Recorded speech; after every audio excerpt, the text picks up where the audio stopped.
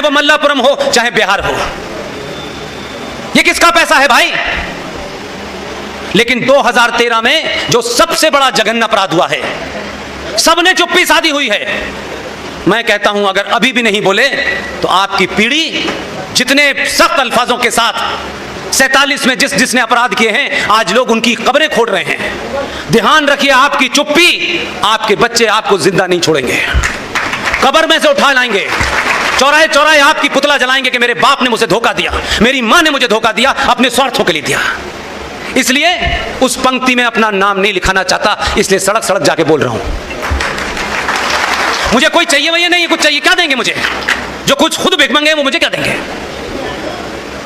2013 में भारत की संसद में दिन के अंदर डाका डाला गया। आज सवाल पूछ लो तो लोग कहते हैं ये हमें पता नहीं है, तो आपको फिर जिंदा रहने का अधिकार भी नहीं है कि अगर आपके मरने का कफन तैयार कर दिया गया, सबके सामने किया गया।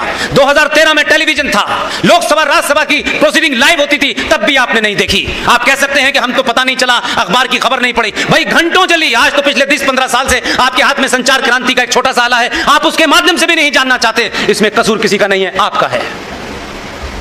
2013 में भारत की संसद के अंदर वक्फ प्रॉपर्टी कानून को दोनों सदनों से पास करके स्थापित कर दिया गया। शेम का मामला नहीं है, शेम तो बड़ा लाइटर वर्ड है। कभी कभी बच्चे नंगे घूमते कहते शेम शेम शेम, इतना ही है, इसकी इंटेंसिटी नहीं समझ रहे आप। वक्फ प्रॉपर्टी कानून का सेक्शन 40 एक सेक्शन बता रहा हूं मैं, सेक्शन 40 वक्फ प्रॉपर्टी कानून 2013।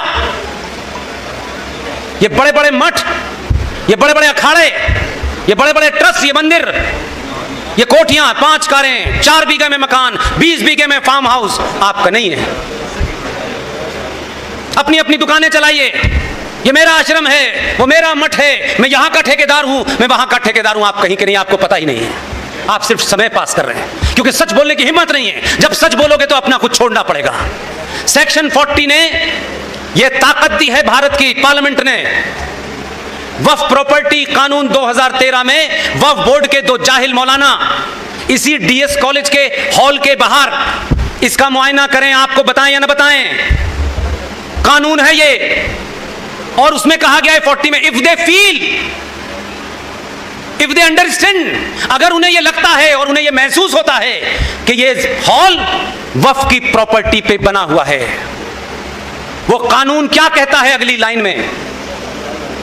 वो 2 बेवकूफ किस्म के मौलाना जो यहां जाएं और कहें कि ये डीएस कॉलेज का हॉल जो है ये वक्फ प्रॉपर्टी पे बनाए, हम ऐसा मानते हैं, ये कानून कहता है। उनको ये इजाजत दी गई है कि the immediate competent authority of that area, whether it is district magistrate और एसपी सिटी और एसएसपी और एमडीसी और व्हाटएवर यू कॉल इट, उनको आदेश देने का अधिकार है कि वो 2 मौलवी भारत यहां अलीगढ़ के डिस्ट्रिक्ट मजिस्ट्रेट को ऑर्डर करेंगे कि इस जगह को 24 घंटे में खाली कराया जाए। डिस्ट्रिक्ट मजिस्ट्रेट को उनका ऑर्डर मानना है, उसको लागू करना है। 24 घंटे में आपको बाहर फेंक करके चाबी वक्फ बोर्ड के पास चली जाएगी। आप अपना कागज दिखाइएगा, आपके उस कानून के तहत यह कह दिया गया है कि आप हाई कोर्ट जाएंगे तो हाई कोर्ट को यह आदेश है कि वो इसकी सुनवाई नहीं करेगा। कानून के हिसाब से वक्फ प्रॉपर्टी बोर्ड का जो ट्राइब्यूनल है उसमें आपको अपनी अर्जी लगानी है। जिसने आपका कत्ल किया है उसी से आप भीख मांगेंगे ये जमीन मेरी है। 90% इस देश में यह काम चालू हो गया है।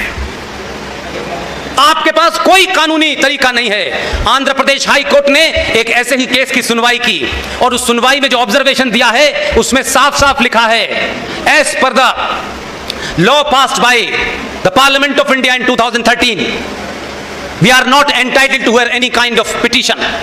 You have to go to the Waqf board. आपको वक्फ बोर्ड में जाकर के मिन्नतें करनी है कि उनको नहीं साबित करना है, उनसे कोई डॉक्यूमेंट नहीं पूछा जाएगा।